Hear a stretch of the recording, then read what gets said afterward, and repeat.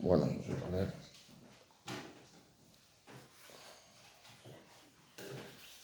Bueno, vamos a ver si empezamos.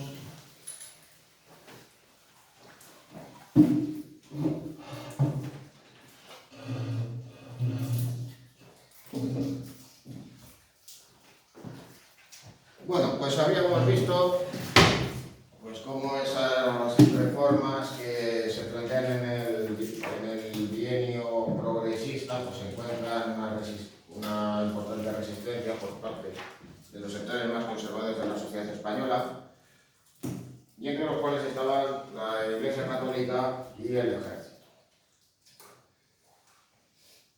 Bueno, la reforma del Ejército la habíamos abordado el otro día en clase, cómo se buscaba, pues, sobre todo, pues, reducir el número de oficiales y de generales que había en ese momento. Luego, en el caso de la Iglesia, pues había que señalar una cosa. Hasta la aprobación de la Constitución de 1931, España había sido un Estado confesional, es decir, en las anteriores constituciones se había afirmado que España era un país católico. Y, por tanto, la Iglesia tenía, por tanto, un reconocimiento institucional.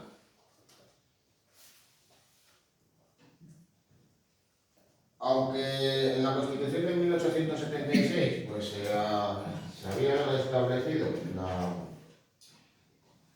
la libertad de culto, lo cierto es que la Iglesia tenía una presencia muy destacada en la vida pública de la época, no ya solo por el elevado número de religiosos que había en ese momento, y también pues las iglesias, monasterios y demás edificios religiosos que existían en ese momento, sino también había que señalar las instituciones vinculadas con la Iglesia y también las congregaciones que existían en ese momento. El establecimiento de la separación entre Iglesia y Estado en la Constitución era visto pues, como un ataque a la Iglesia como institución, y también una demostración, según su punto de vista, que aquellos que eran anticlericales habían llegado al poder, que por tanto había que ser activos políticamente contra el nuevo régimen. Dicho esto que quería decir, pues que se va a alentar a aquellos que eran católicos a manifestarse en contra de las posiciones del gobierno, y eso prácticamente pasó desde el primer día, cuando en una encíclica el cardenal Segura, que era por aquel entonces el que ocupaba la silla primada del arzobispado de Toledo, es decir, lo que venía a ser pues, en ese momento pues, la figura más relevante dentro de la jerarquía católica en España, a rechazar dicho régimen republicano. A todo ello, también se llevaron a cabo reformas que cuestionaban la posición de la Iglesia en ese momento. Aparte de algunas, digamos, tan singulares como la expulsión de la orden de los jesuitas de España. Los jesuitas, de todos los modos, pues hay que señalar que, claro, fueron expulsados por Carlos III. Posteriormente regresarían a España y brevemente serían expulsados en tiempos de la Segunda República.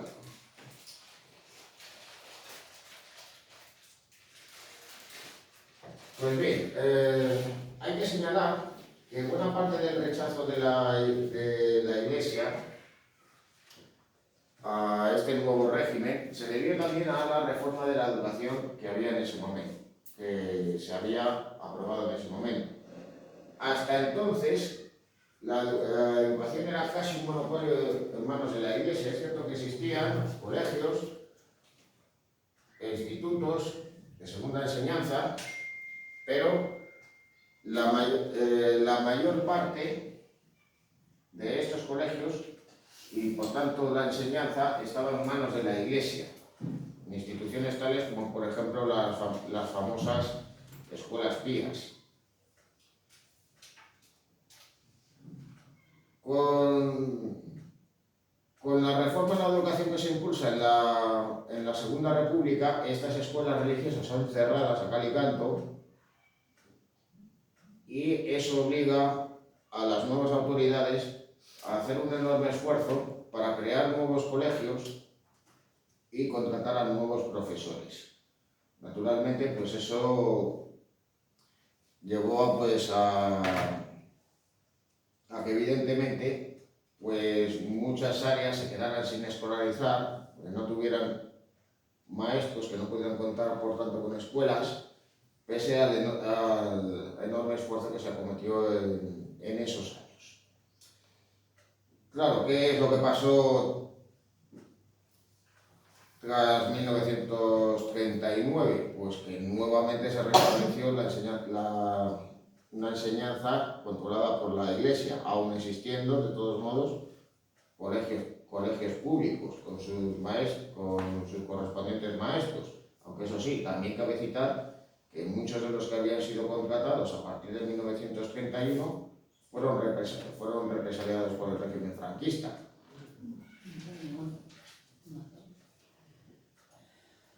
Bueno,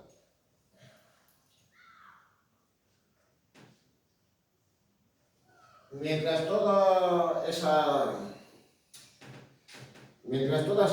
reformas legislativas van teniendo lugar, el gobierno, integrado por políticos republicanos, se tiene que enfrentar a una serie de crisis durante el llamado bienio progresista o bienio reformista.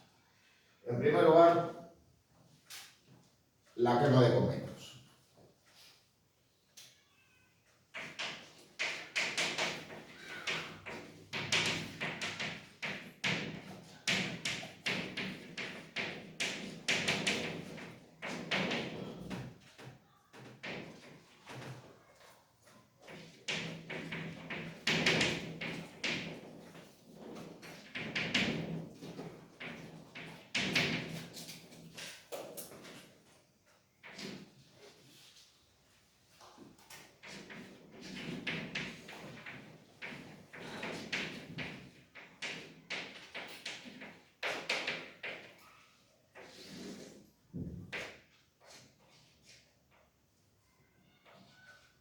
Bueno, los sucesos de la quema de conventos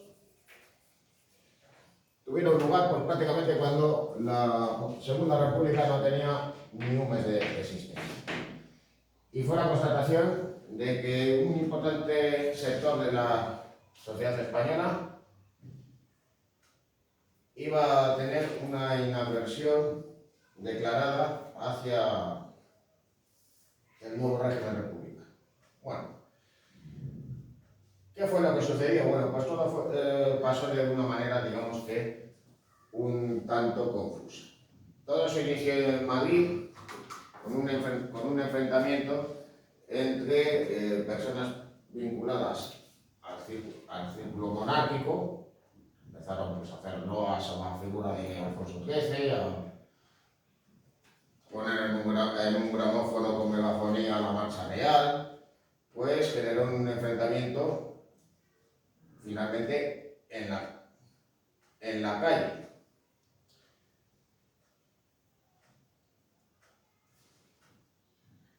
Ese enfrentamiento, esa lucha, digamos que fue interrumpida abruptamente cuando lo que sucedió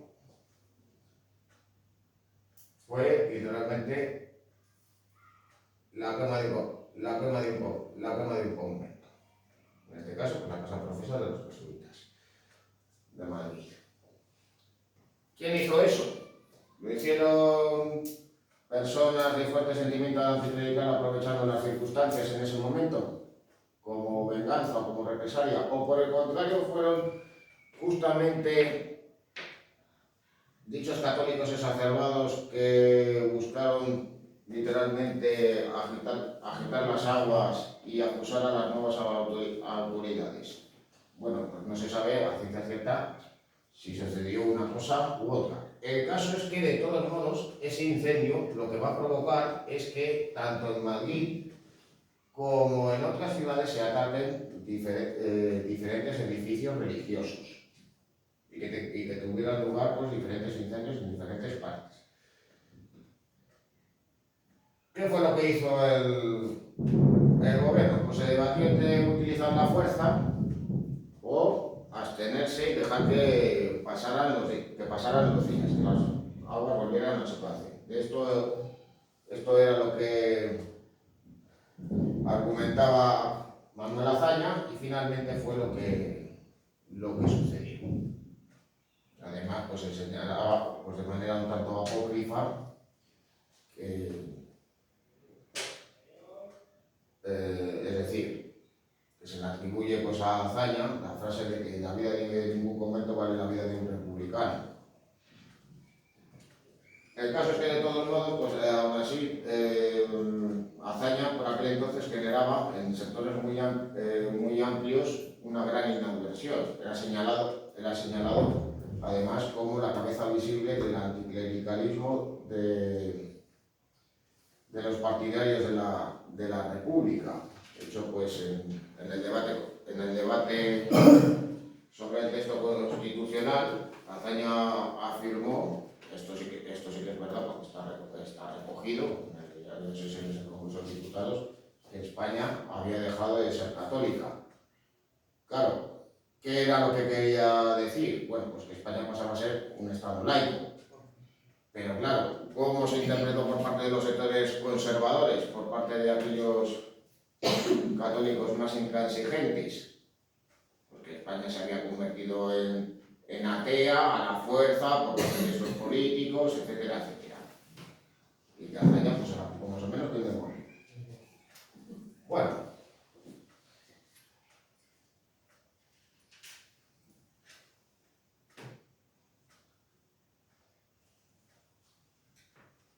Todo ello pues cabe señalar que justamente en ese año pues ya había que constatar que una parte muy importante de la población va a posicionarse en contra de la República y que por tanto pues no iba a ser, digamos, posible pues un entendimiento entre diferentes sectores en aquella época. La Segunda República pues, se va a observar pues, de todas maneras que no va a ser, digamos, pues, fruto de un consenso entre diferentes fuerzas políticas. Bueno, al año siguiente va a haber un intento de golpe de Estado.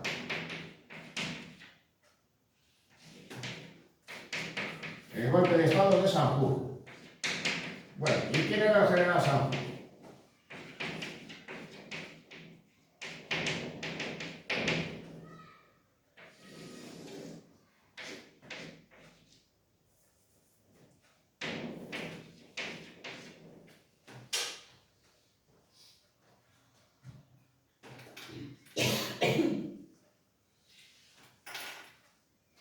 Bueno, ahí tenéis precisamente en esta fotografía al propio general.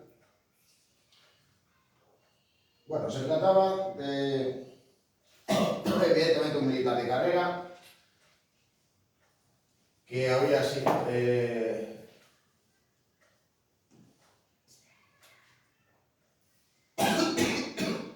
que había estado presente en la guerra de Marruecos y que por tanto pertenecía al bando de los llamados africanistas. En 1931, en vísperas de la proclamación de la Segunda República, era el director general de la Guardia Civil, así que por tanto tenía un puesto muy importante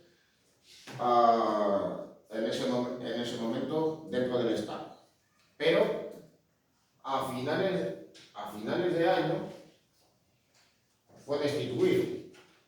Había tenido lugar en Armenia represión contra unos huelguistas y la Guardia Civil mató a varios de ellos. Debido a este hecho, Sanjurjo fue destituido y pasó a comandar la Dirección General de Carabineros. Imaginaros para alguien como él, digamos un general, digamos, orgulloso, pasar de contar de un puesto tan relevante, teniendo al mando a miles de números, la que era la fuerza policial más importante que había en ese momento en España, fundamental para tener un control del orden público y del territorio, a mandar al cuerpo responsable del control de las fronteras, y con una importancia evidentemente muchísimo menor. Así que claro, pues él, que en un principio pues se había posicionado de tal manera que en las elecciones municipales del año anterior, dejando a Alfonso XIII de lado y permitiendo la proclamación de la Segunda República, pues por este hecho lo que va a hacer es conspirar para derribar el nuevo rey, buscando pues un pronunciamiento militar. Bueno,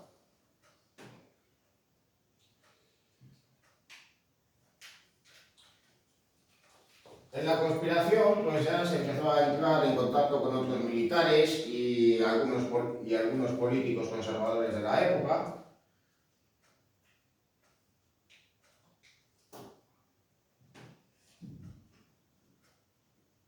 Y el caso es que el pronunciamiento se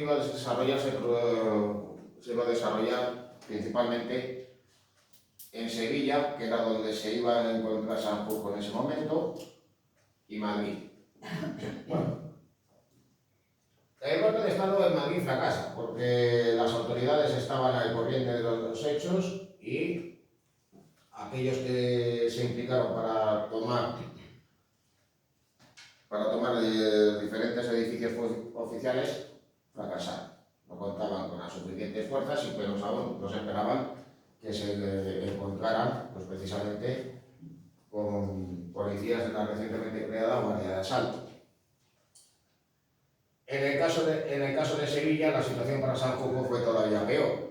Observa que además pues, se convoca una huelga que prácticamente paraliza la ciudad, así que claro, pues ante el fracaso del golpe, pues él, sus colaboradores más cercanos y uno de sus hijos deciden huir hacia Portugal, pero son detenidos en Ayamonte. Bueno, el golpe fracasó y Sanjurjo fue juzgado y encarcelado, así como buena parte de los conspiradores que tuvieron, digamos, diferentes penas. Eso reforzó la posición de Azaña en el gobierno, pero de todos modos, el intento de golpe de Estado fue tenido en cuenta por aquellos militares que luego participarían en el pronunciamiento en el levantamiento de 1936. Es decir, lo que pensaron era que había que implicar a más gente, a más fuerzas, a más grupos políticos y sobre todo hacerlo con una mayor violencia.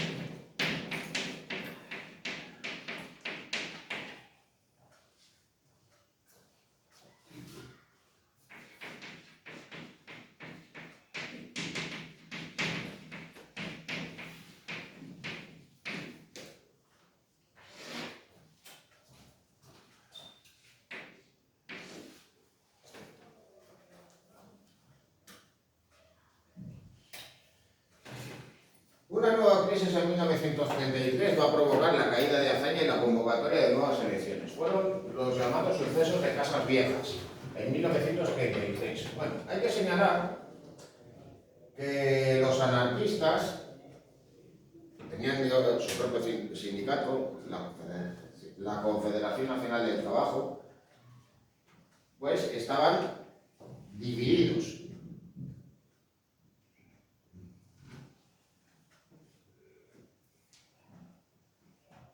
En ese momento existía la llamada Federación Anarquista Ibérica, la FAI, con posicionamientos más radicales y que defendían no solo la propaganda por el hecho, sino sobre todo la huelga revolucionaria con el fin de establecer, digamos, ese modelo comunal promulgado por los anarquistas. Bueno, en tiempos de la Segunda República hubo varias huelgas de esa naturaleza y la más importante de las que fueron llevadas únicamente por los anarquistas fue la que sucedió en 1933, a inicios de año. Esa insurrección acaba fracasando porque tuvo una incidencia diferente en toda España, y ese seguimiento desigual pues, supuso que finalmente fracasara. Pero claro, en el caso de los militantes anarquistas, pues estos eran sobre todo numerosos en el campo andaluz. Buena parte de los jornaleros de la época militaban en el sindicato de la CNT.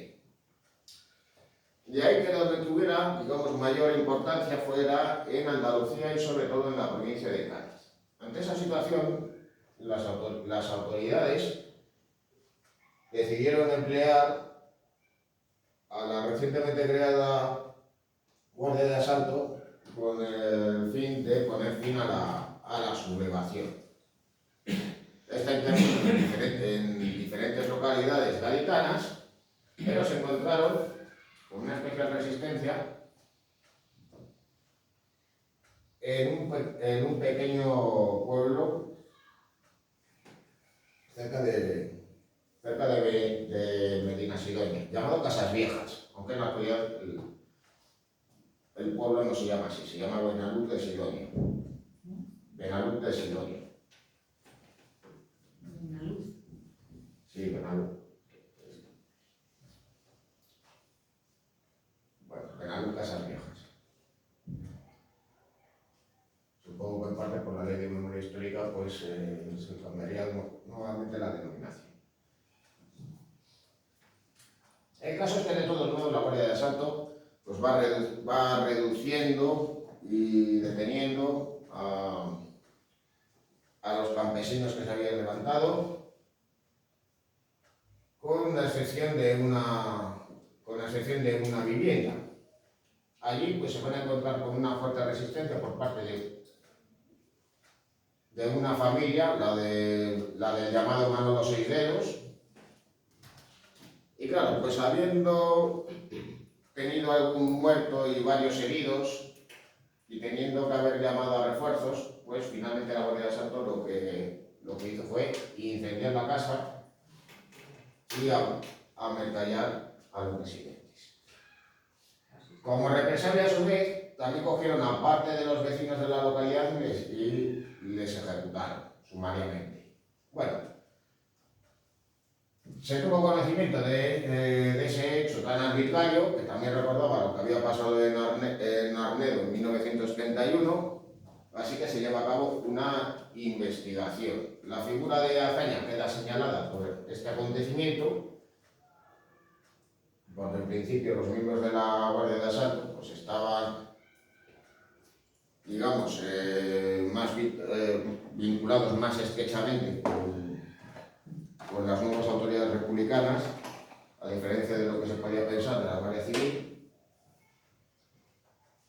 Así que claro, eso llevó a su caída y a que finalmente se convocaran elecciones.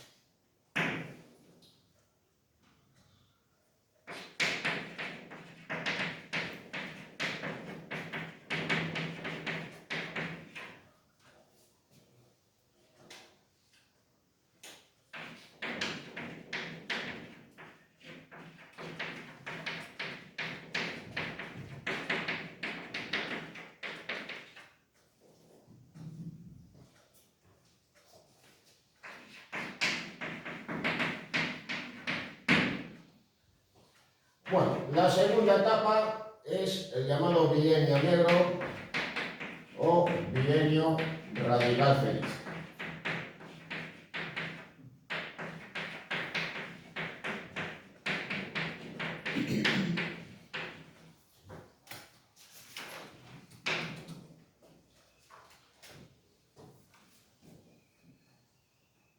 El presidente Alcalá Zamora disolvió las Cortes y convocó nuevas elecciones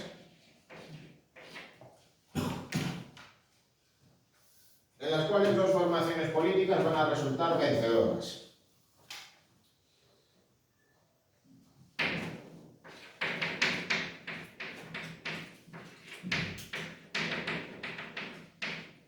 Por un lado,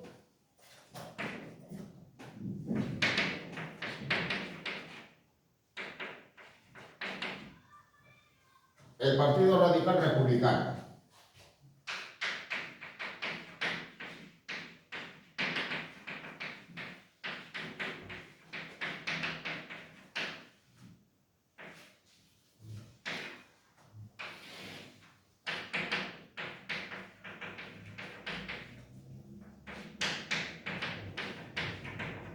Bueno, dentro de los partidos republicanos, pues más moderados o más próximos a los planteamientos conservadores, destacaba sobre todo el Partido Radical.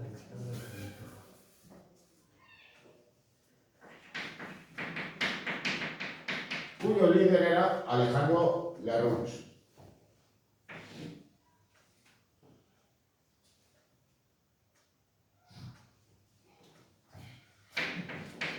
Lerroux era conocido como el emperador del paralelo. A inicios del siglo XX había destacado como periodista, como político, pero sobre todo como agitador.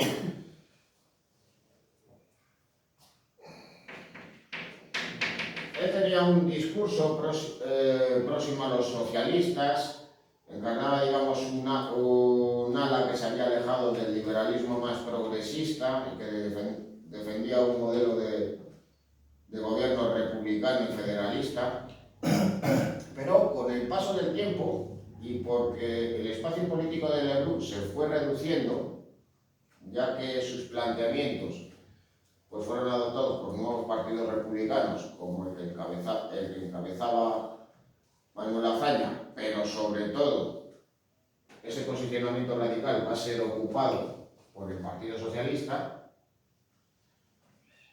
y por los planteamientos del anarquismo, pues va a irse inclinando hacia esas posiciones más conservadoras, pero dentro del republicanismo. Así que era, pues, que representaba en ese momento, junto con Vicente Alcalá Zamora, a los votantes de centro-derecha que eran partidarios de la ley.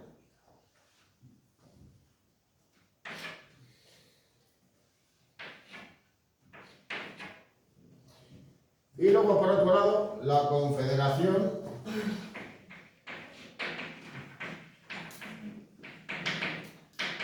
Española de Derechas Autónomas.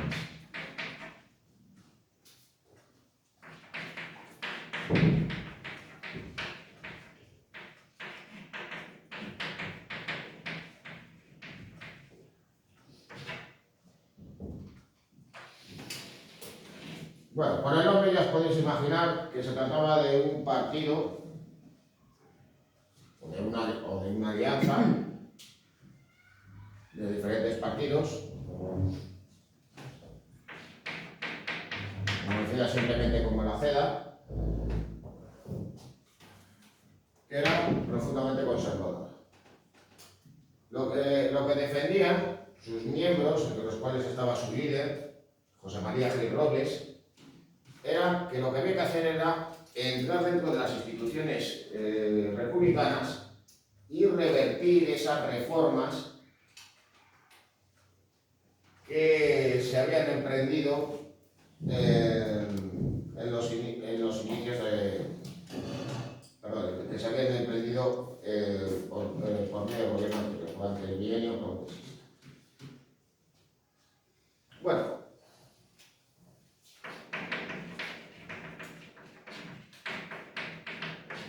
¿Quién fue Gil Robles?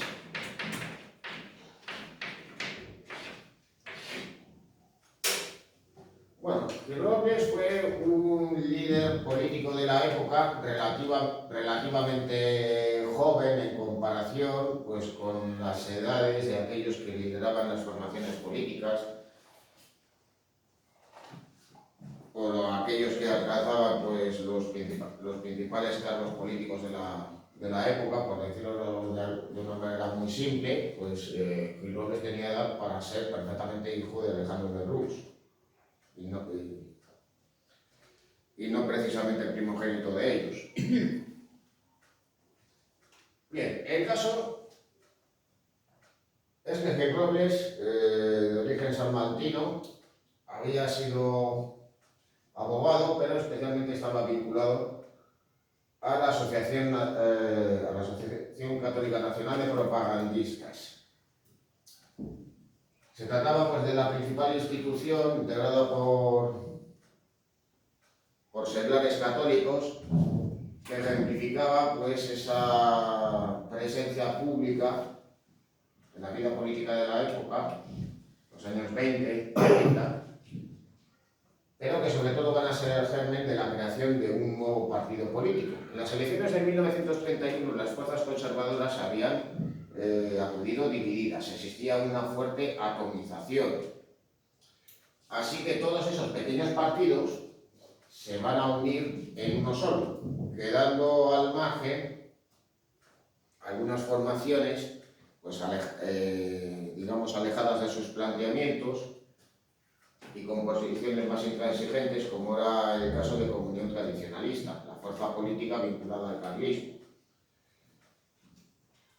Bien, el caso es que de todos modos él estaba vinculado pues, a otras personalidades vinculadas a la Asociación Católica Nacional de Propagandistas, que era Ángel Herrero Orio. Bueno, ¿y quién fue este señor? Bueno, pues curiosamente, primero fue periodista, estaba vinculado al diario El Debate. El Debate, digamos, era el periódico que ejemplificaba junto al ABC las posiciones conservadoras que existían en España en ese momento. El diario El Sol estaba pues, más vinculado pues, precisamente a la posición que tenían los políticos republicanos de la época. Luego, evidentemente, los socialistas y los anarquistas tenían sus propias publicaciones. Y luego ya por último, existían evidentemente cabeceras de carácter local que ejemplificaban pues, sobre todo las posiciones que pudiera haber en los diferentes lugares de España. Así claro, pues estaría pues, evidentemente el caso de la Vanguardia en Barcelona, como ejemplo digamos más significativo. Y que vendría pues, a representar sobre todo los principios y valores del catalanismo conservador de la época. Bueno, el caso es que Herrera Oria, curiosamente en 1940, va a ser ordenado sacerdote y acabará siendo arzobispo y cardenal. Bueno, citada ya de todos modos esta anécdota, para mencionaros, digamos, al otro personaje que, digamos, estaba más vinculado pues, al nacimiento de la Confederación Española de Derechas Autónomas, pues, ¿qué cabe hablar de Gil Robles? Bueno, pues ocupará un cargo ministerial en ese nuevo gobierno y en 1936 concurrirá nuevamente a las elecciones, donde fracasará. Sus planteamientos, digamos, habían quedado relegados por las circunstancias, por la radicalización que tenía la vida política en ese momento, y se verá desplazado en el liderazgo de la derecha española. Cuando estalle la guerra civil, él se va a quedar al margen, aparecerá en la zona franquista, y durante buena parte del franquismo estará alejado de la vida política, aunque también hay que señalar que si desencantando por el régimen, él veía que era una oportunidad para restablecer la monarquía en España. No será así, así que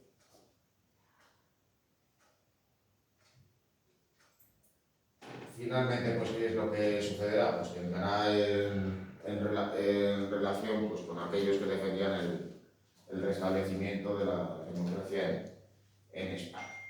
Al mismo tiempo que continuaba con su labor como abogado.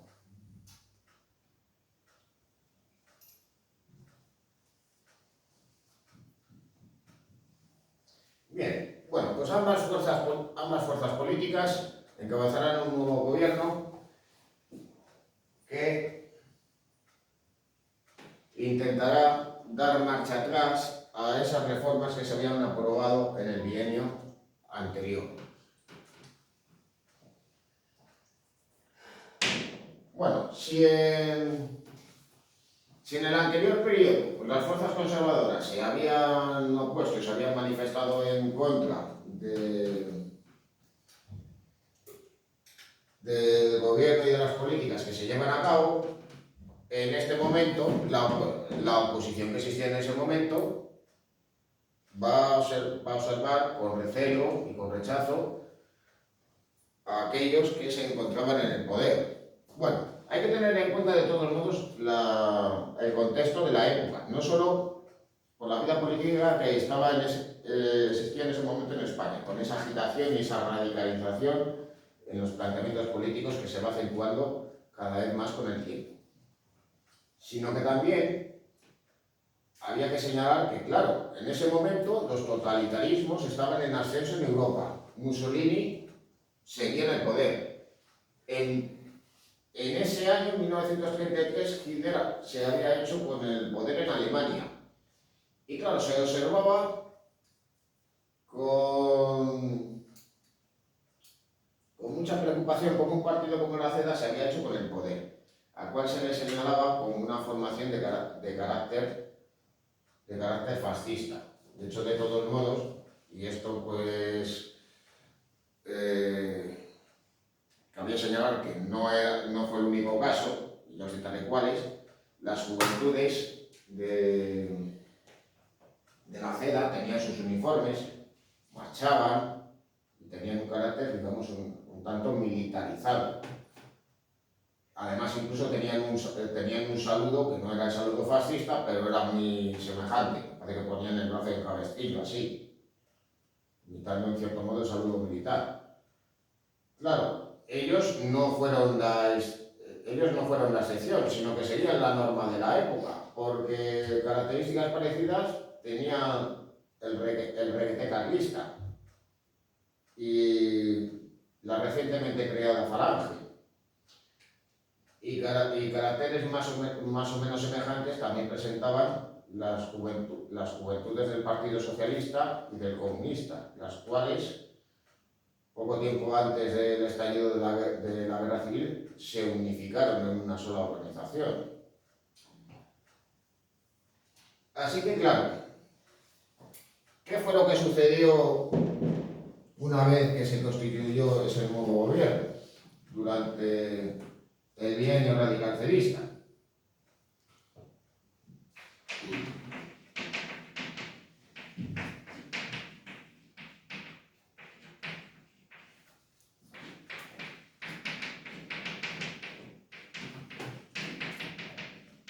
Pues se va a ver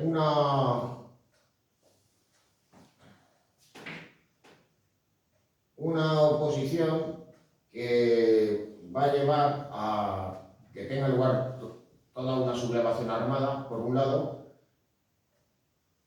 y a que por otro lado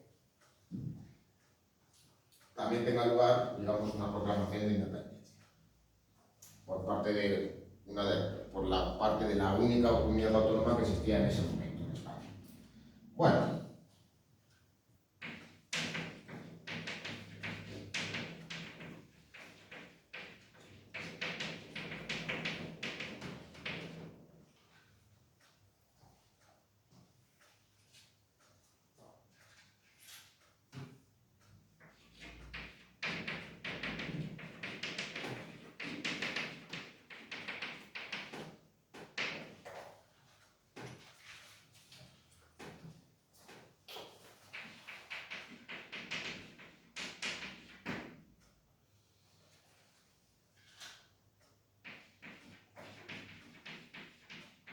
Así que finalmente pues, van a desencadenarse dos acontecimientos. Uno de ellos pues, viene a ser considerado como el ensayo general de lo que sucederá finalmente en la guerra civil.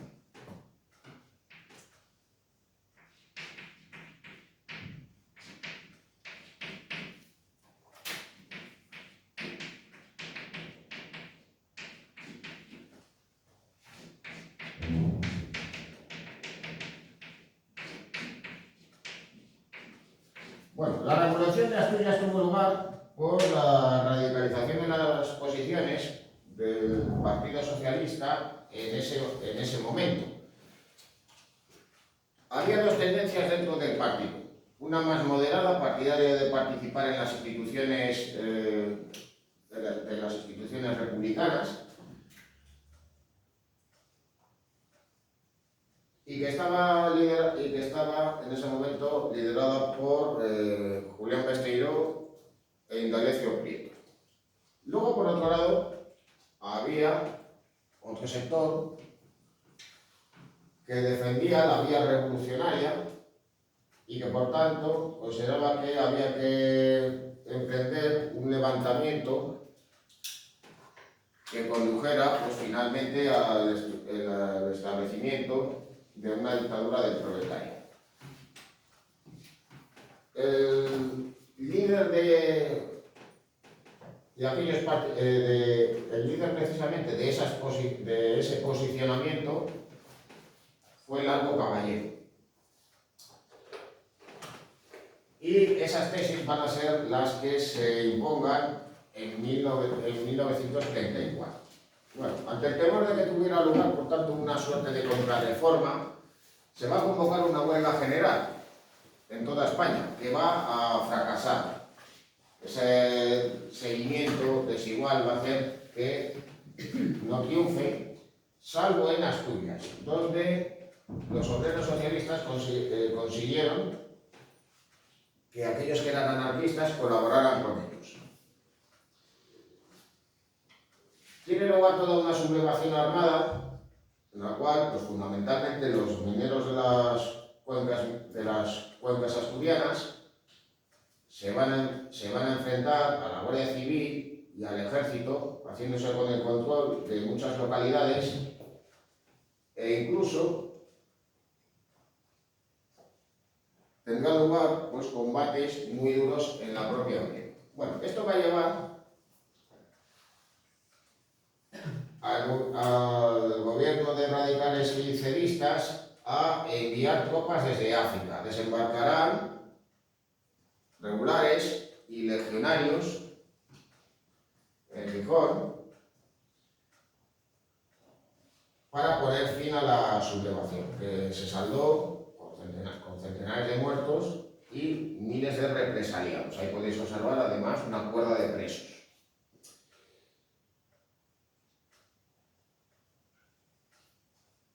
Bueno, ¿qué consecuencias hubo? Bueno, pues aparte de que sucedieron pues, casos que serán predecesores de lo que vino a suceder luego posteriormente en la guerra civil, como por ejemplo el asesinato de religiosos y la destrucción de edificios vinculados a la Iglesia, como por ejemplo la Cámara Santa de la Catedral de Oviedo, que por cierto fue dignidad.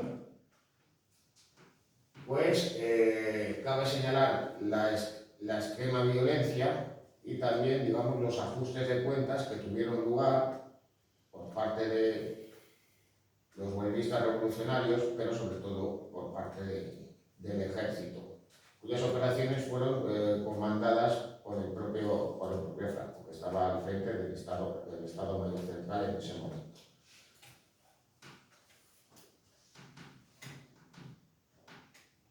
Bueno, eso por una parte. Y luego, por otro lado,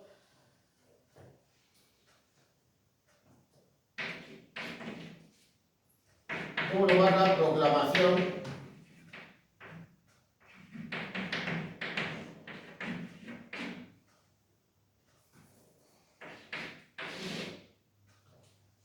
del Estado catalán.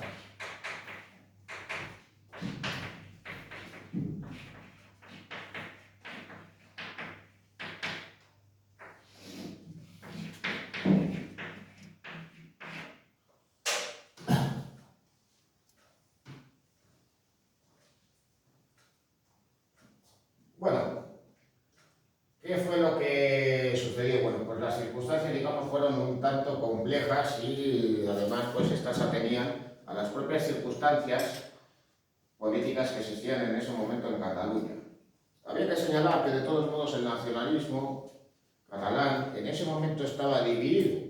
Por un lado estaban aquellos que eran más conservadores, los que militaban y votaban a la llamada Lliga Regionalista, que por aquel entonces aún era liderada por Francesc Cambó. Y luego, por otro lado, frente a este partido, que había sido defensor de la monarquía y que por tanto defendía, digamos, los intereses, por decirlo de alguna manera, más tradicionales, estaban aquellos que defendían un modelo republicano y federal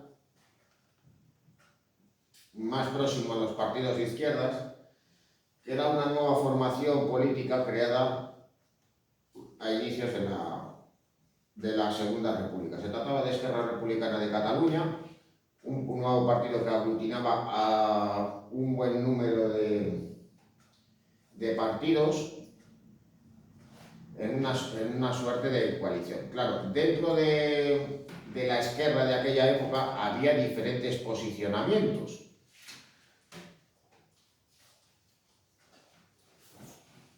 Y claro, pues dentro del partido, que era quien controlaba en ese momento la Generalitat de Cataluña,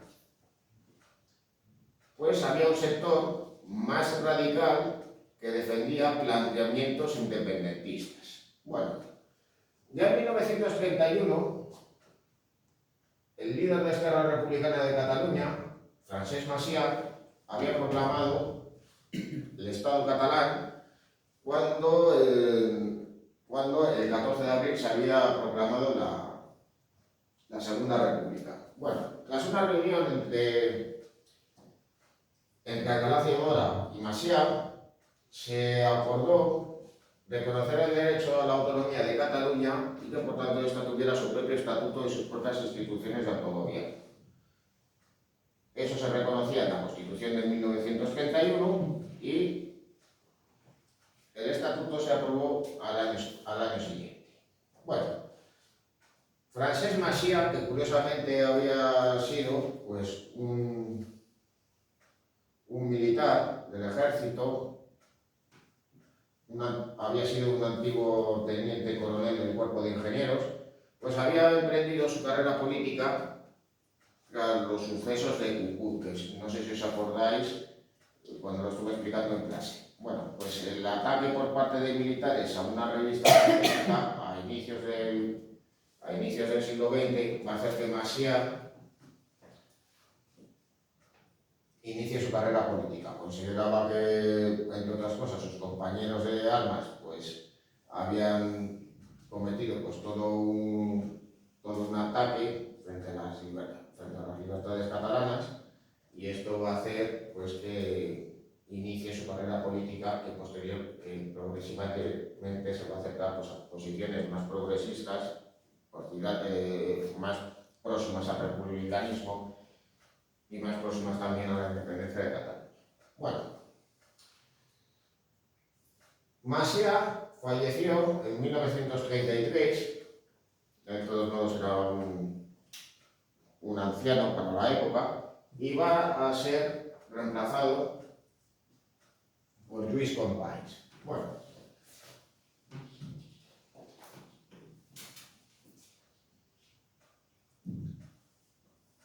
Companys, dentro del nacionalismo catalán, pues es, digamos, si hay que ejemplificar alguna figura siempre por parte de diferentes corrientes políticas como un mártir, en el caso del nacionalismo catalán, Companys es el mártir por excelencia. Bueno, el caso es que de todos modos, él, que fue abogado, y de hecho, pues entre otras cosas, pues se encargó de defender a obreros, anarquistas en diferentes causas en las décadas de 1910, 1920, pues progresivamente empezó a vincularse a la política. Desde unas posiciones pues cercanas al Partido Radical al Partido Radical de Lerroux a inicios de siglo, pues irá, digamos, convergiendo hacia esos partidos que existían en ese momento en Cataluña, vinculados pues al republicanismo y a posiciones más progresistas.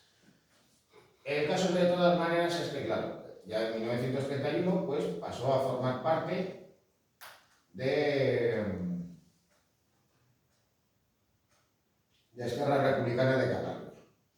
Pero claro, dentro del partido había diferentes posiciones. Les había más moderados y les había más radicales. Los más radicales que defendían posiciones más violentas y además defendían más abiertamente la independencia.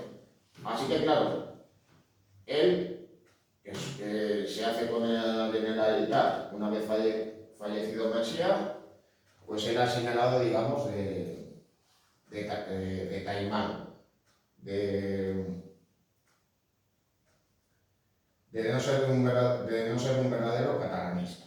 El caso es que en 1934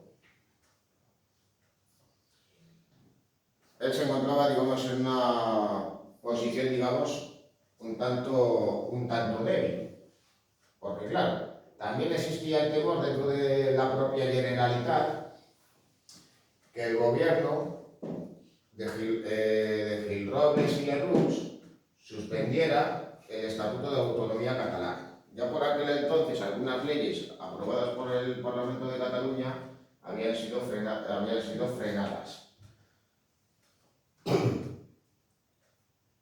Así que claro, pues en esa situación, y teniendo en cuenta de que había pues miembros de su partido, como uno de sus consejeros llamado Dencas, que le animaban, por decirlo de alguna manera, a que proclamara la independencia de Cataluña, y viendo la situación que existía en ese momento, en 1934, también en Asturias, pues decide llevar a cabo precisamente esa proclamación de independencia. En 1934, pues decide desde el balcón de la Generalitat, pues, ¿qué fue lo que proclamará? Pues proclamará el Estado catalán dentro de la República Federal Española.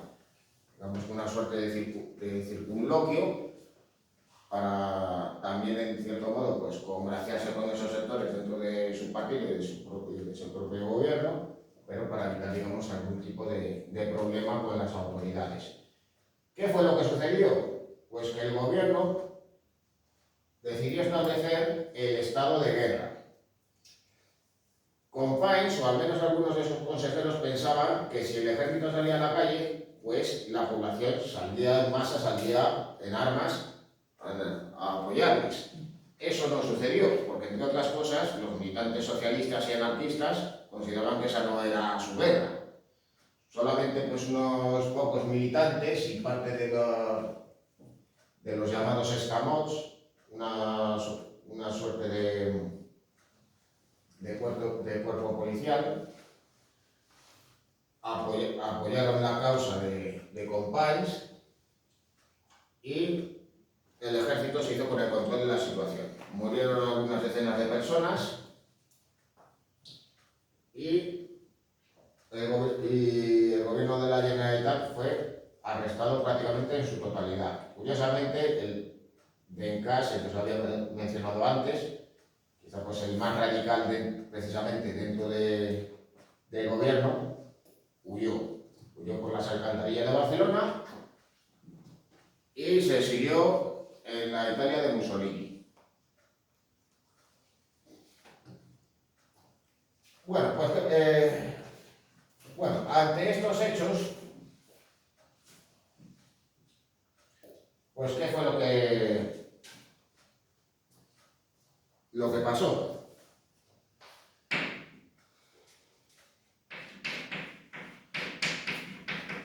Pues que las fuerzas opositoras, es decir, los partidos republicanos de izquierdas, los socialistas, los anarquistas y los comunistas, consideran que lo que hay que hacer es acudir a las urnas todos unidos para llevar a cabo ya de manera decidida las reformas que se habían planteado entre 1931 y 1933, pero sobre todo conseguir la amnistía para aquellos que habían sido represaliados por los sucesos en Asturias y en Cataluña.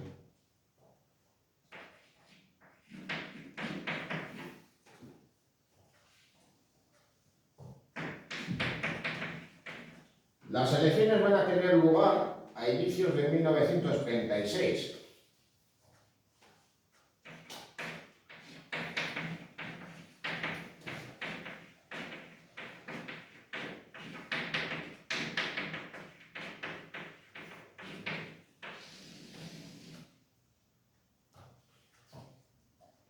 Se van a convocar porque en 1935 tuvo lugar la caída de Lerroux.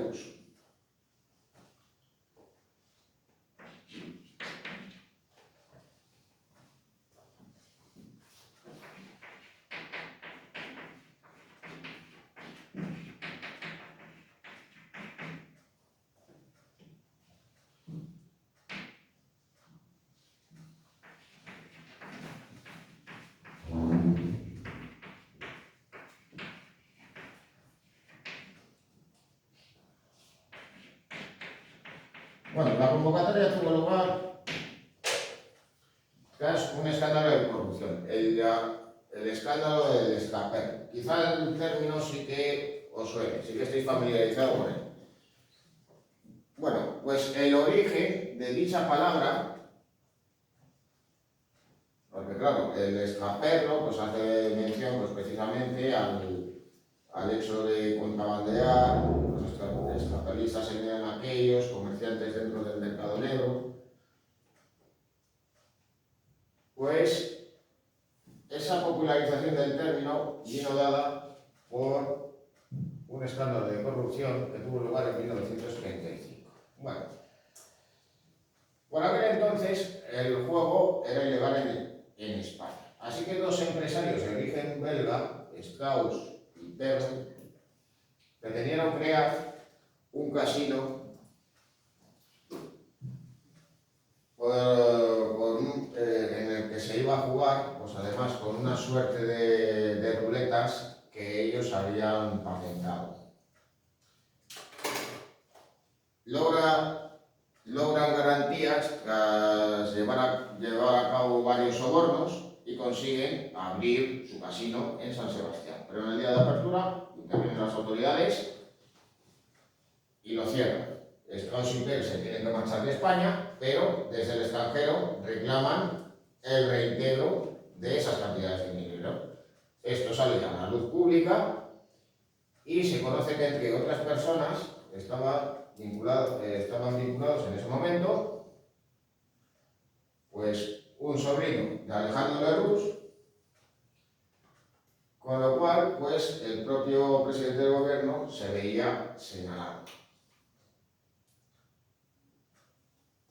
El presidente dimite, se crea un nuevo gobierno que se encontraba en una posición débil, con lo cual se decide convocar nuevas elecciones. En ellas concurrirá nuevamente la CEDA, pero también en competencia dentro de la derecha con otras formaciones políticas como Renovación Española o Comunión Tradicionalista o la Falange, que había sido fundada en 1933. Sin embargo, pues en el caso de los partidos de izquierdas, pues van a concurrir en una única alianza, el llamado Frente Popular, que coaligaba, por un lado, al partido que lideraba Manuel Azaña, Izquierda Republicana, al Partido Socialista Obrero Español, al Partido Comunista Español y a otras formaciones pues, vinculadas a esas formaciones, digamos, de izquierdas y vinculadas al movimiento obrero.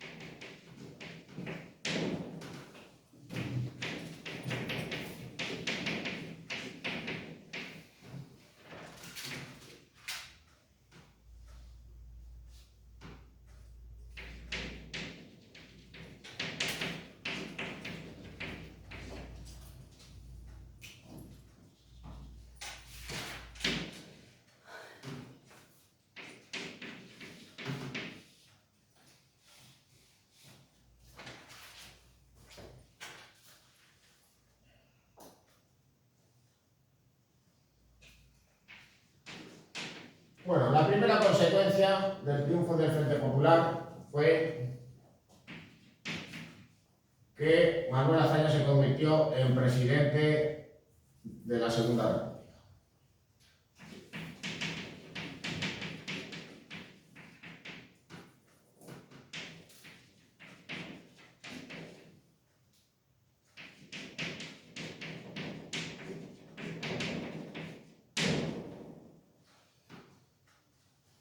Se buscó, digamos, una excusa legal para destituir al presidente Alcalá Zamora, que seguía teniendo, digamos, su mandato en vigor. ¿Por qué? Bueno, pues porque en aquel momento, en función del ordenamiento jurídico que existía en aquella época, el presidente de la República podía convocar elecciones una vez, pero no podía hacerlo dos veces. Así que eso se argumentó como justificación para destituirle del cargo. Bueno, Alcalá Zamora, cuando estalló la guerra civil, se exilió y fallecería finalmente en Argentina.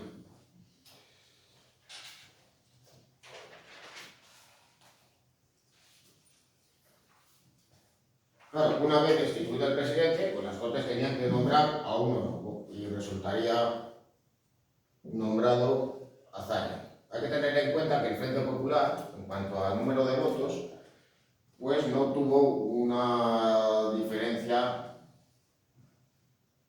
significativa con la oposición derechista.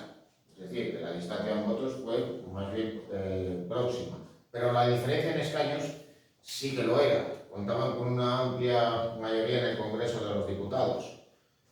De ahí que Azaña se convirtiera por amplia mayoría en presidente de la República. Bueno, se nombra un nuevo gobierno, cuyo presidente va a ser Casares Quiroga, un político gallego vinculado al regionalismo y a los partidos republicanos, que era una persona, digamos, de confianza del nuevo presidente de la República. Pero en ese gobierno solamente van a estar presentes republicanos. Los socialistas y los comunistas se van a desentender y van a quedarse al margen.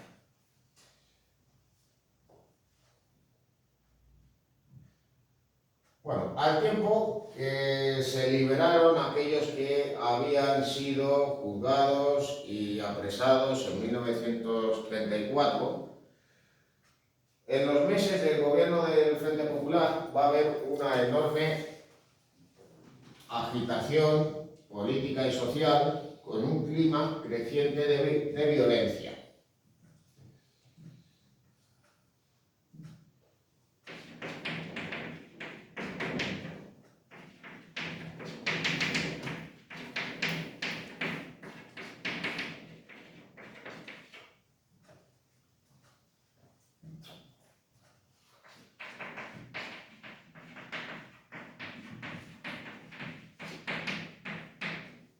Por un lado, los anarquistas, que de todos modos habían permitido a su militancia votar en las elecciones a favor del Frente Popular en 1933, por el contrario, les llamaron a la abstención.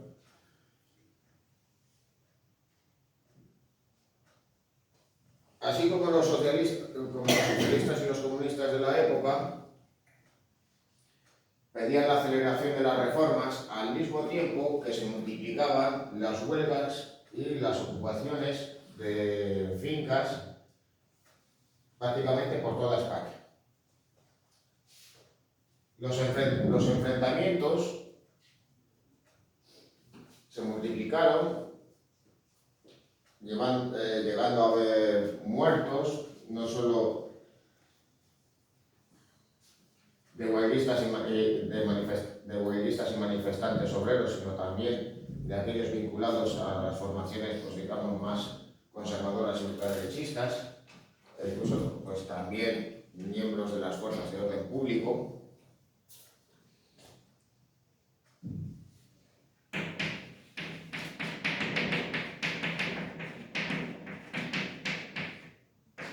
Pero también había que sumar otro hecho.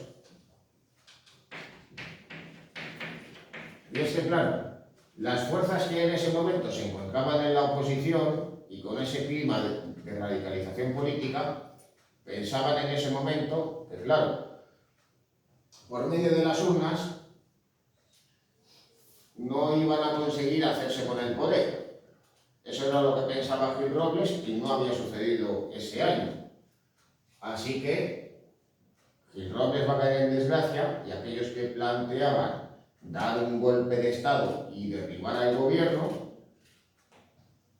van a tener más fuerza. Y aquellos planteamientos pues, más próximos a esos movimientos totalitarios, como en el caso del fascismo, van a tener, digamos, más eco.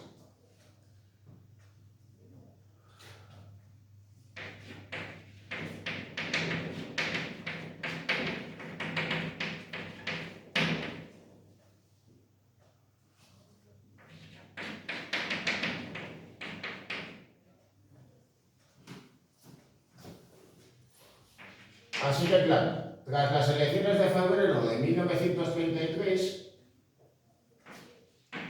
va a haber militares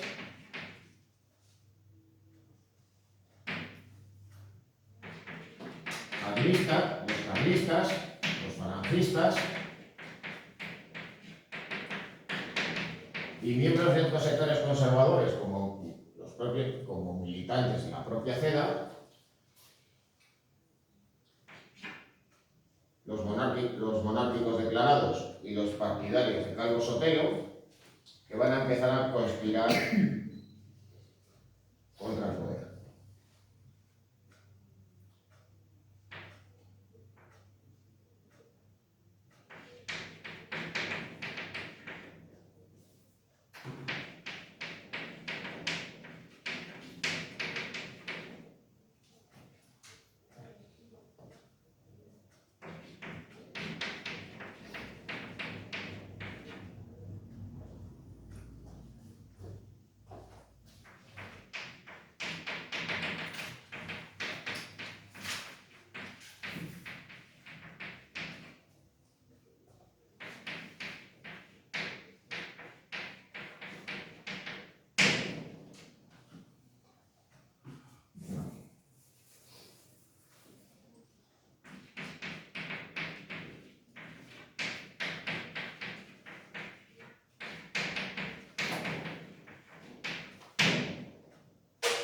Bueno, por aquel entonces el gobierno, a aquellos militares, digamos, sospechosos, los van a alejar, digamos, de los lugares, digamos, más estratégicos y que pudieran, digamos, hacer peligrar precisamente su propia autoridad.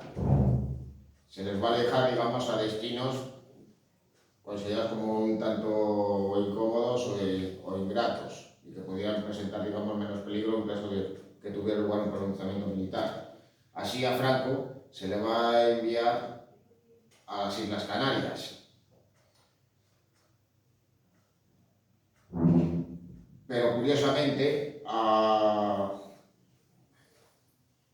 general Mola, para alejarlo tanto de Madrid como de Marruecos, se le va a enviar a Pamplona y allí va a tejer esa conspiración vinculando a los carlistas, que contaban con su propia fuerza paramilitar, el RPT, a esa conspiración para dar un golpe de Estado. Al mismo tiempo se va a conseguir que la Falange también se implique. La Falange había sido disuelta, sus dirigentes habían acabado en la cárcel, sus locales estaban cerrados, pero aún así el partido seguía conspirando y cada vez tenía un número mayor de militantes, pese a que casi no había obtenido representación parlamentaria en las Cortes de ese momento. Bueno, si no recuerdo mal, creo que en las Cortes de 1936 no tenía ningún diputado. José Antonio Primo de Rivera lo había conseguido en el 33, pero formando una coalición con otros partidos en Cádiz. Bueno, mientras tanto, pues ¿qué era lo que hacía? Mientras estos militares van conspirando, junto con políticos e incluso algunos empresarios de la época, ¿qué es lo que hace el gobierno? Bueno, pues pese a los rumores, aparentemente no hace nada, porque al fin y al cabo pues, se veía como más probable, según Casares Quiroga y sus ministros, que tuviera lugar un levantamiento, una huelga revolucionaria, emprendido por anarquistas, socialistas y comunistas.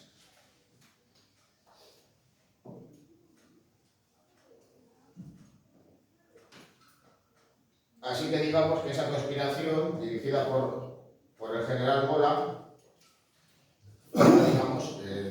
digamos, cimentándose a lo largo de esos meses, que fueron desde febrero hasta julio de 1936. Bueno, poco antes de que estalle la guerra civil, pues tuvo lugar un acontecimiento que, digamos que no explica que la guerra finalmente terminara estallando, pero sí que supuso, digamos, que las posiciones se radicalizaran aún más. Aquellos que estaban en las posiciones más moderadas, pues optaron, digamos, por alinearse decididamente con uno u otro bando que estaban literalmente en extremos contrarios. Bueno,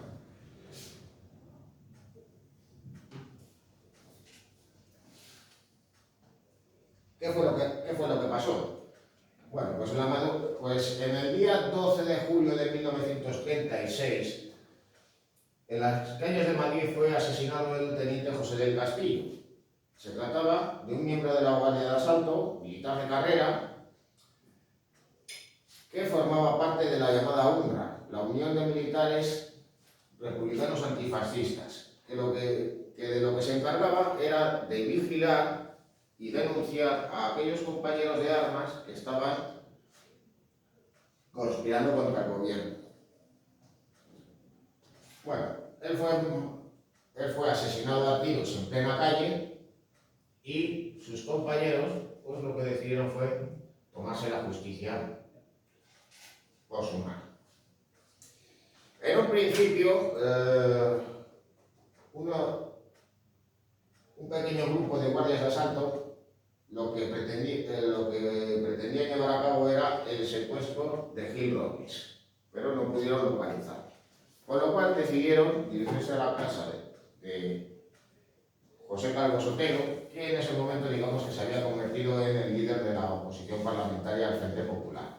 Sus discursos tenían un carácter, digamos, incendiario y violento, ideológicamente estaba posicionado con el fascismo, aunque de todos modos él no era militante falangista, él formaba parte de otro partido político llamado Renovación Española. El caso es que, estando bajo custodia policial, Calvo Sotelo fue asesinado. El entierro de ambos, el 13 de julio, fue además pues, un hecho que relevó pues, precisamente ese alejamiento de las posiciones entre ambos campos, entre aquellos que eran derechistas y aquellos que eran izquierdistas. Además, por si fuera poco, pues ambos fueron enterrados en el mismo sitio, en el cementerio de la Almudena, solo que uno en el cementerio civil y otro en el religioso. El entierro tuvo lugar al mismo tiempo, incluso llegó a haber disparos entre los diferentes asistentes a ambos sepelios. Bueno,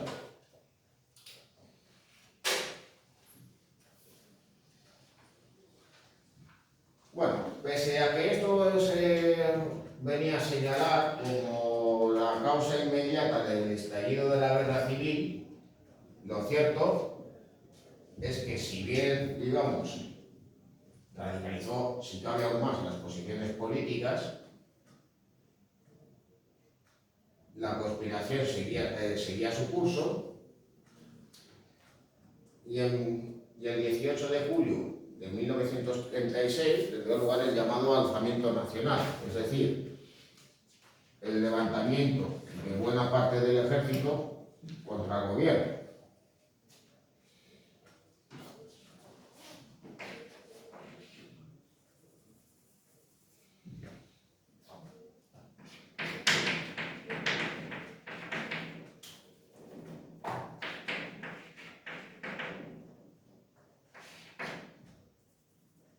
Bueno, pongo el alzamiento nacional, entre comillas, así que como se llamó luego posteriormente por medio de la propaganda del bando franquista.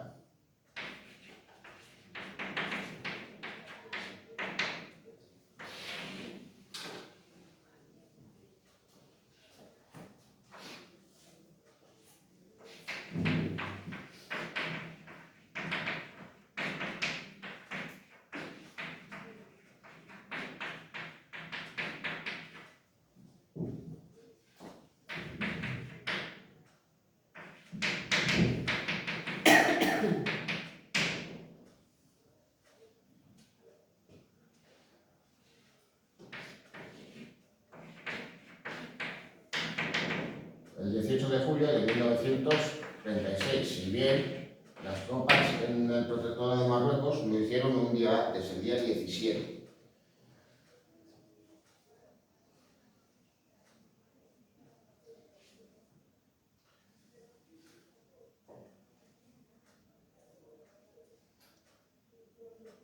Bueno, la guerra civil.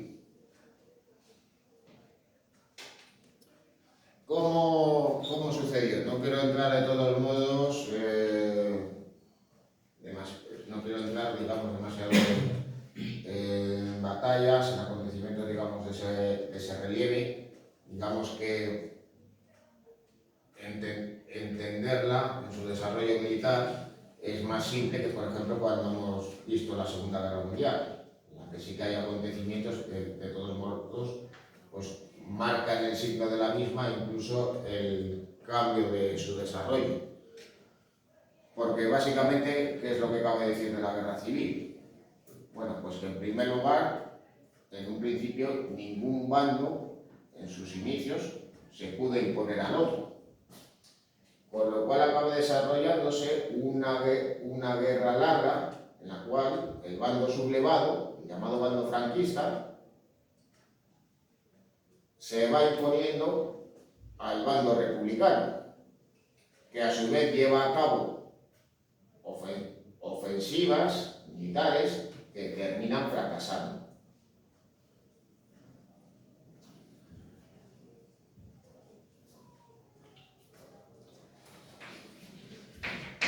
¿Por qué ese golpe militar, por qué ese levantamiento acaba fracasando? Bueno,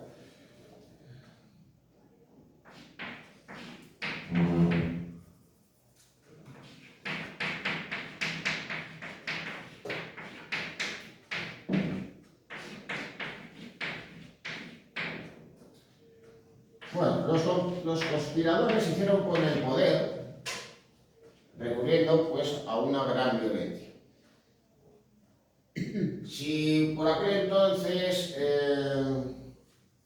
digamos que los militares que se sublevaban no contaban con el apoyo del capitán general de turno o el comandante que pudiera estar al mando de la Guardia Civil, pues ¿qué era lo que hacían? Pues le arrestaban y le mataban, prácticamente de inmediato.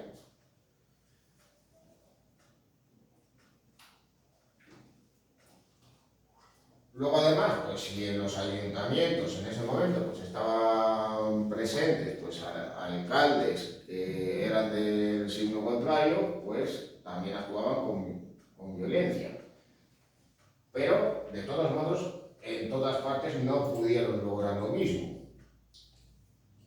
Los sublevados hicieron con el control del protectorado de Marruecos, clave en ese momento porque contaba con las únicas tropas verdaderamente profesionales que había en España, y muy especialmente las del Cuerpo de Regulares y las de la Legión. Pero a su vez pues, controlaron territorios muy amplios en la península. Sin embargo, el pronunciamiento fracasó en otras partes y sobre todo los conspiradores no se pudieron hacer con el control de Barcelona y de Madrid. Bueno, aquellos que se iban a sublevar en Madrid, digamos que actuaron con cierta indecisión y por ello, pues cuando los obreros lograron, por parte del gobierno, hacerse con armas, pues asaltaron el lugar donde en principio se iba a haber iniciado la conspiración, el cuartel más importante que había en Madrid en ese momento, que era el cuartel de la Montaña. En el caso de Barcelona la situación digamos que fue distinta. Los militares, contando con el apoyo de algunos militantes falangistas, se hicieron a la calle, pero no contaron ni con el apoyo de la Guardia de Asalto ni tampoco de la Guardia Civil, y mucho menos de los Mossos de Escuadra. Bueno, luego, por si fuera poco, también se permitió a los militantes de los sindicatos obreros poder armarse, con lo cual pues, se encontraron en una posición de inferioridad. Así que claro, cuando finalmente llegó a Barcelona el general que se iba a poner al mando de la sublevación, el general Godet, que estaba destinado en las Baleares, pues se encontró en una posición de inferioridad. Así que no le quedó otro remedio que rendirse. Ahí le veis una fotografía de la época siendo juzgado. Él, pues a ver, por cierto, pues acabó siendo condenado a muerte.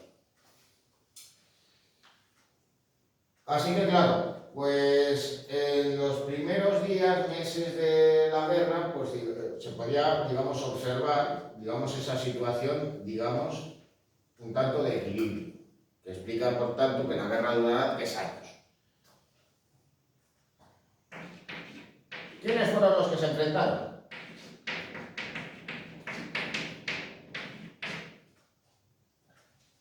Pues el bando sublevado o franquista,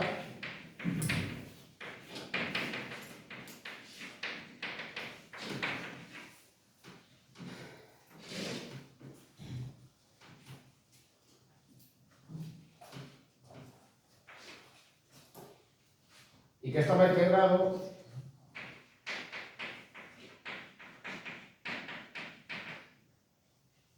por buena parte de los militares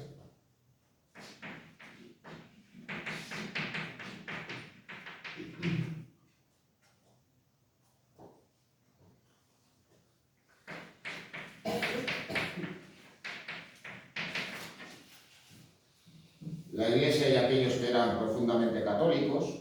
Julio, no pregunta. Ya en ese momento ya se llama bando franquista porque estaba Franco al mando. Porque se supone que estaba en Marruecos todavía. Bueno, eso es una denominación que se da por el paso del tiempo. Vale. Sí, eso es lo mismo que... Digamos que en un principio, digamos que ellos no se llamaban así a sí mismos. Ya te entendí. Tampoco se llamaban sublevados. Digamos que lo que hacían era ponerle nombre a los otros. ¿A los otros cómo se les llamaba? Pues se les llamaba los rojos. O en el mejor de los casos los republicanos. De momento estaban los distintos generales del ejército en distintas zonas. Mientras que desde el otro lado pues se les llamaba fascistas, aunque buena parte de los mismos estrictamente no lo fueran.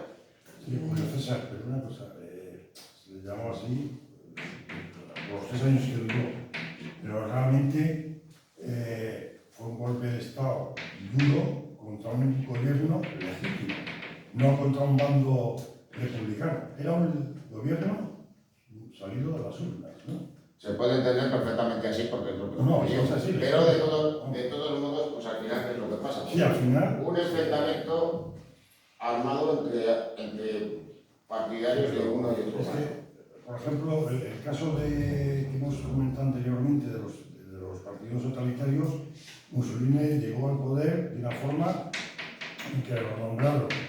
Hitler llegó al poder con unas elecciones. Aquí llegaron al poder por las armas, por la fuerza. Ya, pero bueno, también No, me refiero que en los otros casos fueron legítimos. Gustaría, no gusta, lo que tú quieras. Pero el pueblo alemán eligió a Hitler, equivocadamente, erróneamente, lo que quieras. Pero salió de unas urnas. Aquí salió con la sangre de la gente que estaba legal, de un gobierno legal. Que luego el gobierno empezó a romperse, pero el gobierno era totalmente legal. Y no era legal, era toda esta gente que dio el golpe de Estado. Bueno, lo de que Mussolini llegó al poder de manera legal, eso es más que discutible, porque con la marcha sobre Roma realmente fue un golpe de Estado. Sí, pero... Y luego, digamos, pues se celebraron elecciones en Italia que fueron manipuladas por parte del Partido Nacional Fascista. En el caso de Alemania las circunstancias fueron así, pero claro, el fin de llegar al poder por medios legales, pero a través de la legalidad, ¿qué es lo que pasa? Pues que una democracia se convierte en una dictadura pura y dura en unos meses. Luego, ¿cómo estos regímenes totalitarios se constituyeron? Pues hay diferentes casos en el caso de Europa. En el caso de Portugal, pues tuvo lugar un golpe de Estado que acabó con la Segunda República Portuguesa. Claro, lo que no se desencadenó fue una guerra. En un principio, pues, ¿qué era lo que tenían en mente los militares que se sublevaron? Pues actuar con violencia para hacerse con el poder lo más rápido posible y eliminar, pues, digamos, aquellos que estaban señalados. Pero como la situación no fue así, pues al final se desencadena una guerra abierta. A los que estaban señalados o a los que se señalaron ellos por envidias, por historias. Bueno, de eso ya de todos modos ya... Estaríamos en un debate... Vamos. Ya de todos modos, esto ya era algo que iba a comentar ya posteriormente. Pero de todas maneras hay que señalar una cosa acerca de la guerra civil.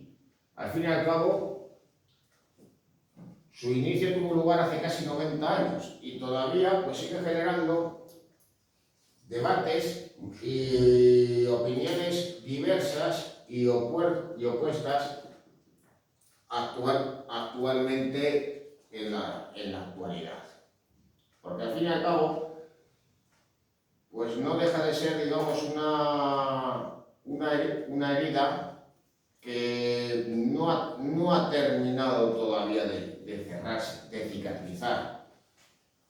Es decir, en buena medida, digamos, que con el paso del tiempo, precisamente, pues ese enfrentamiento fundamentalmente ideológico se ha ido encauzando de manera más pacífica, pero digamos que esas discusiones, esas opiniones adversas, siguen adversas por parte de unos o de otros, siguen incluso con opiniones, a mi juicio, en muchas ocasiones interesadas y manipuladas, pues siguen existiendo todavía en la actualidad.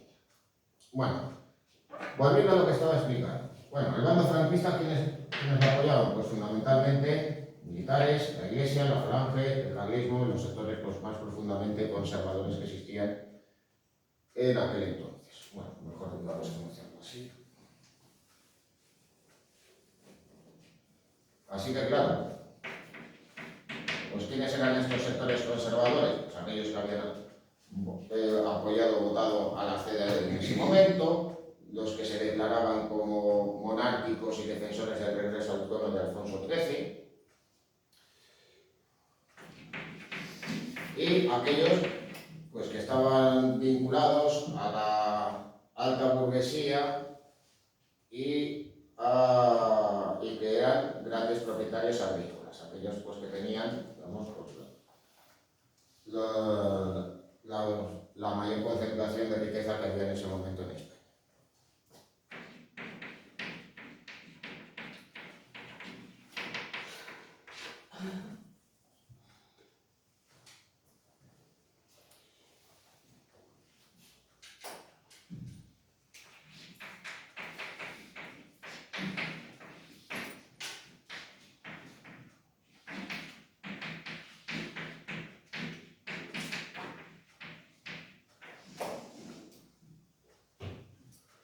Bueno, los defensores del bando republicano, ¿quiénes eran? Aparte de aquellos que habían apoyado, digamos, esa causa y que estaban vinculados generalmente a las clases medias urbanas, pues cabía destacar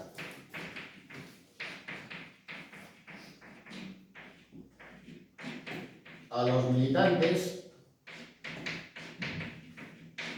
de partidos y sindicatos obreros, es decir, anarquistas, comunistas y socialistas.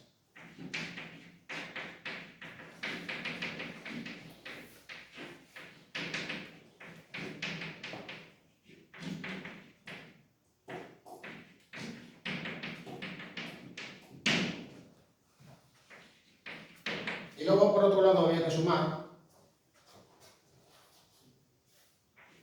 a los nacionalistas catalanes vinculados a Esquerra Republicana de Cataluña y a los nacionalistas vascos. En este caso, a diferencia de lo que pasó en Cataluña, serían tanto aquellos más conservadores como aquellos que eran, de todos modos, muy minoritarios, pues más próximos a las posiciones más izquierdistas. Es decir, que los dirigentes y militantes del PNV apoyaron al bando republicano.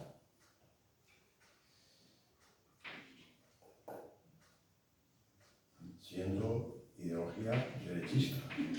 Bueno, ¿y eso a qué se debía? Bueno, pues debido a que en la Constitución de 1931 se reconocía el derecho a la autonomía de las regiones, aunque al mismo tiempo se establecía que España era un Estado unitario, es decir, centralista, pues se había aprobado el Estatuto de Cataluña. Y también se había aprobado otros dos estatutos, el de Galicia y el del País Vasco.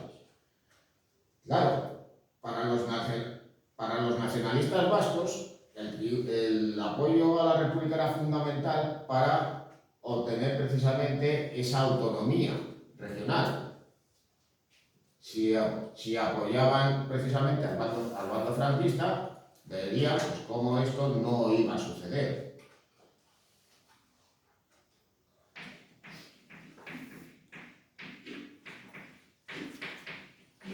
El gobierno autonómico vasco se constituyó finalmente durante la propia guerra civil, teniendo en Aguirre a su primer lehendakari, que a su vez se convertiría en el lehendakari en el exilio.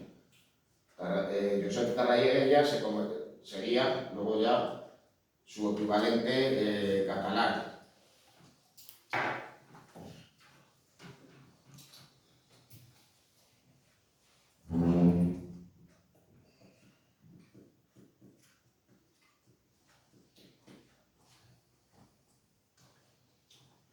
Bueno, ya de todos modos, para ir terminando por hoy, yo creo que iba a darme tiempo a terminar, pero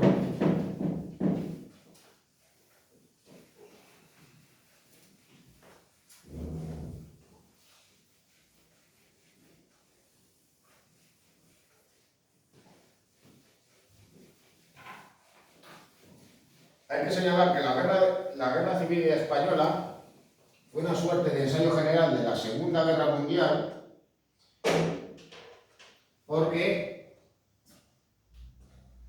no solo se enfrentaron dos bandos diferenciados ideológicamente, sino que en el exterior se consideraba apoyar a uno y otro bando en beneficio de una causa. Es decir, unos que estaban en contra del fascismo y por tanto van a apoyar la causa republicana, otros estaban en contra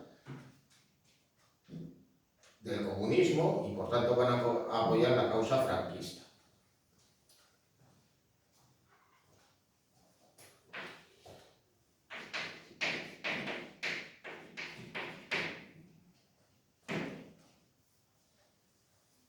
Bueno, ¿quiénes apoyaron a Franco desde el exterior?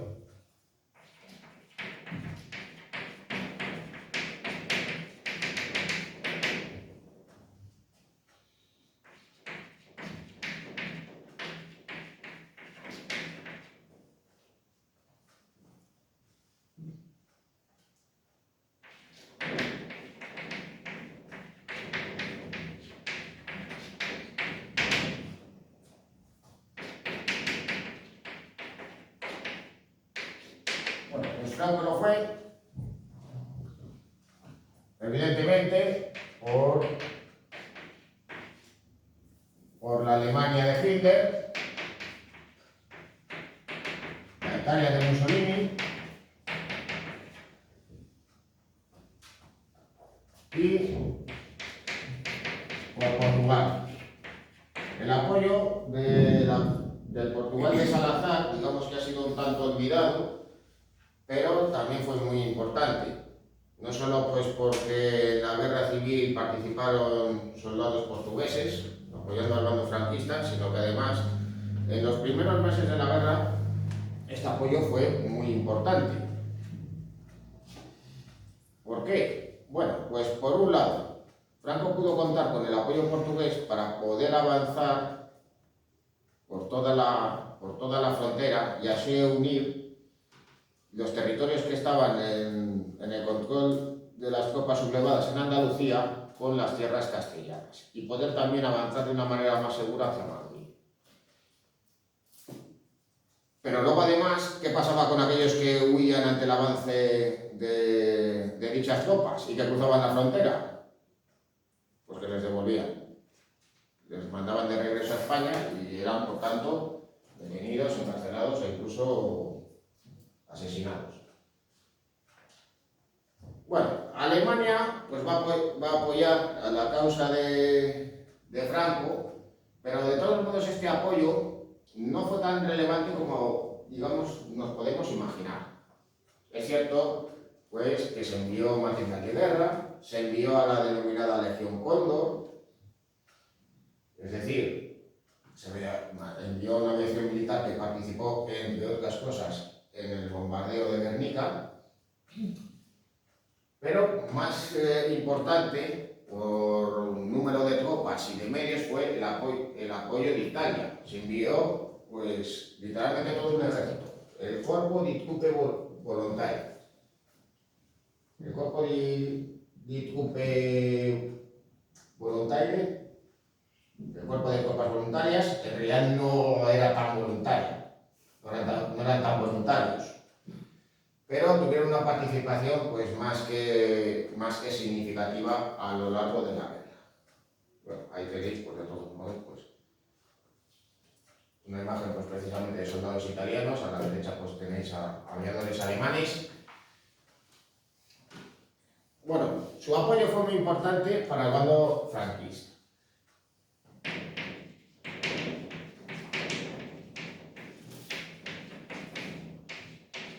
La Unión Soviética, a su vez, apoyó al bando republicano.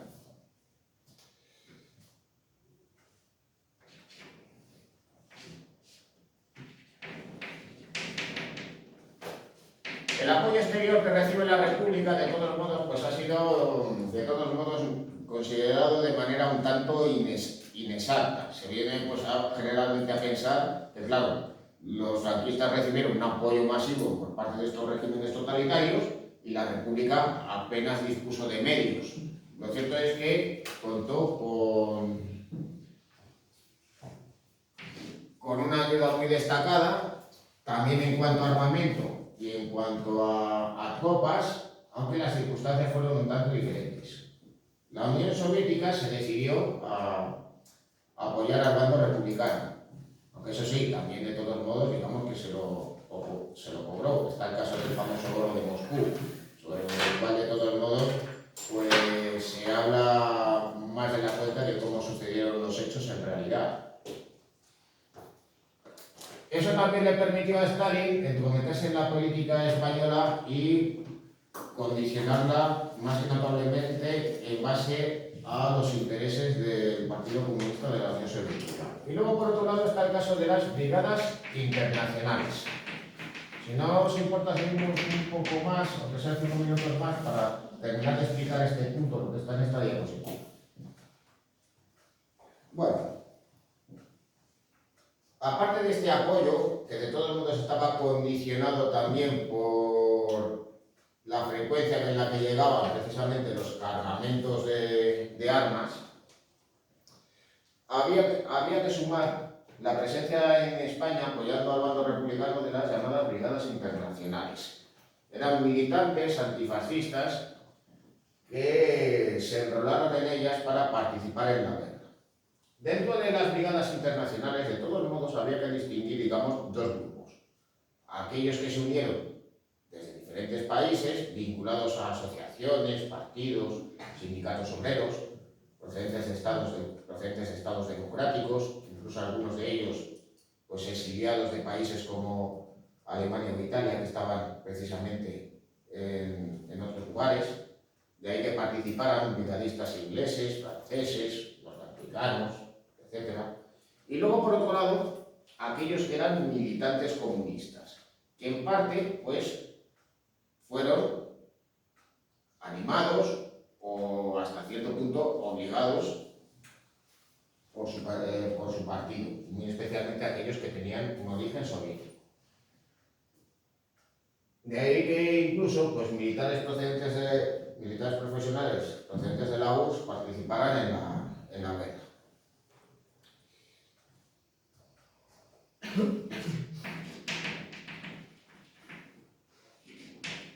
Bueno, las brigadas internacionales pues, tuvieron un papel muy importante en la guerra, pero de todos modos en los últimos meses finales estas habían abandonado la península, en parte como gesto del gobierno republicano, con el fin de que también las tropas alemanas, italianas, abandonaran también la península, cosa que no sucedió.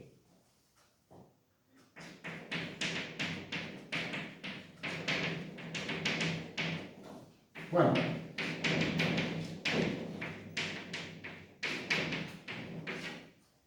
¿qué es lo que acaba de todos modos decidiendo finalmente la guerra en base a esos apoyos exteriores? Bueno,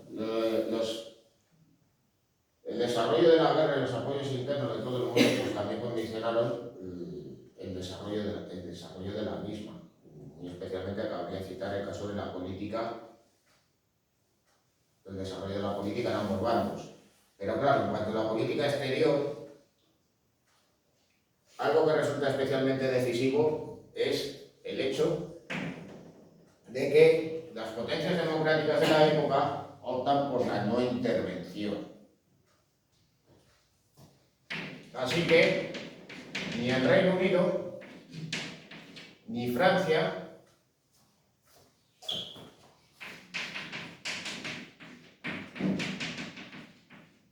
ni Estados Unidos van a participar en la guerra. Es más, defendían la no intervención.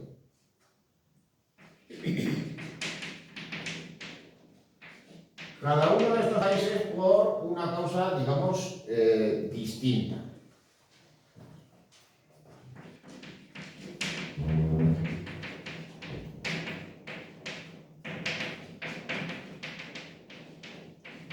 En el caso de Estados Unidos, durante el periodo de entreguerras, los diferentes gobiernos norteamericanos optaron por el aislacionismo, por no intervenir en los asuntos internacionales. Y esa política fue así hasta que tuvo lugar el bombardeo de Pearl Harbor.